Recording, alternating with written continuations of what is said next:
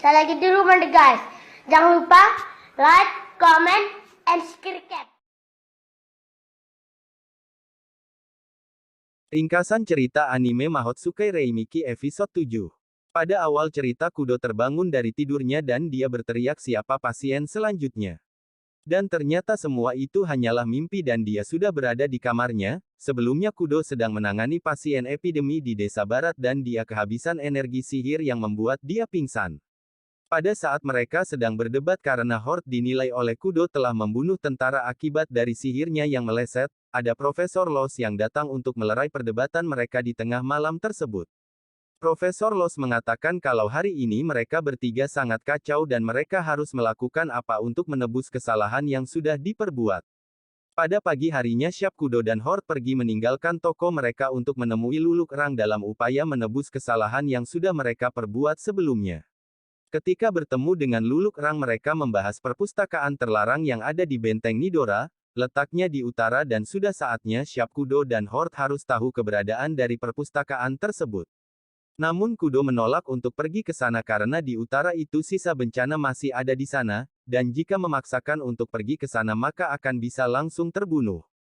Luluk Rang juga menjelaskan kalau untuk pergi ke area perpustakaan terlarang tersebut mereka harus mempersiapkan diri dengan memperbanyak latihan. Horde yang sebelumnya tidak bisa mengendalikan sihirnya dengan benar adalah orang yang pertama dilatih oleh Luluk Rang untuk mengendalikan sihir dengan benar, namun pada saat dia melatih Horde dan menjelaskan teori tentang sihir, tiba-tiba dia terjatuh dan kehabisan energi. Shap berusaha mau menolong Luluk Rang dengan menyalurkan energinya namun tidak bisa disalurkan dengan sentuhan.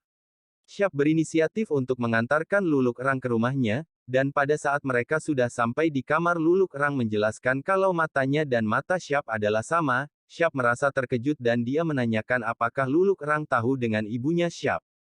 Dengan polos Luluk Rang menjawab kalau dia tidak tahu namun dia tahu tentang ayahnya Shap, dan pada akhirnya Shap merasa heran kalau dirinya punya seorang ayah. Namun Profesor Zero mengalihkan pembicaraan mereka tentang ayah Shap dengan menanyakan kepada Shap apakah kamu membawa buku itu dari perpustakaan. Karena pada saat itu Shap mengambil buku tentang tanaman herbal dari perpustakaan dengan alasan dia membutuhkan buku itu pada saat masuk ke hutan. Profesor Zero memperingatkan Shap untuk hati-hati dengan buku tersebut, karena di dalamnya berisi banyak tipu muslihat yang diibaratkan obat yang bisa menyembuhkan namun terdapat efek samping yang mendalam. Tidak lupa juga Zero memberitahu kalau yang menulis buku itu adalah seorang laki-laki yang disebut pejantur. Mendengar penjelasan dari Profesor Zero Shap jadi penasaran dengan orang yang menulis buku tersebut karena Shap beranggapan kalau pejantur adalah ayahnya. Singkat cerita Shap dan Laios masuk ke hutan dengan membawa buku herbal yang dia dapatkan di perpustakaan untuk dipelajari.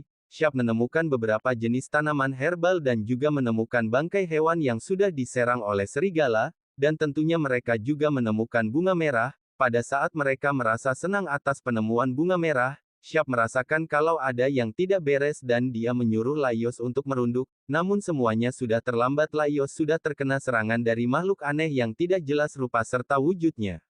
Dengan susah payah serta menahan rasa sakit Shap berusaha untuk membawa Laios keluar dari hutan untuk mendapatkan pertolongan, dan pertolongan itu datang dari Profesor Los, Profesor Zero dan juga tentara bayaran untuk menyelamatkan Laios.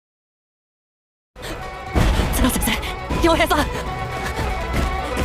ごめんなさい。貴様の血をよこせ。存分に持って行け。 Ketika semuanya sudah tertolong Profesor Los menjelaskan kalau makhluk yang menyerang Shap dan Laios merupakan sisa bencana dan namanya adalah bunga bola berduri. Makhluk tersebut merupakan ciptaan iblis untuk menyiksa dan mencelakakan manusia dengan kemampuannya untuk menggandakan diri. Mengetahui kalau bunga bola berduri adalah bekas bencana di utara, Profesor Zero merasa sangat marah. Dia tahu pasti ada seseorang yang sudah menangkap makhluk tersebut di utara dan melepaskannya di hutan dekat desa yang mereka tinggali. Dengan segera peringatan darurat disiagakan untuk mengamankan warga desa supaya tidak diserang oleh bunga bola berduri. Pendeta dan juga Lily berupaya untuk mencari bukti tentang bunga bola berduri yang telah menyerang Shap dan Laios. Muncul sebuah pertanyaan siapa yang menangkap dan melepaskan makhluk aneh tersebut.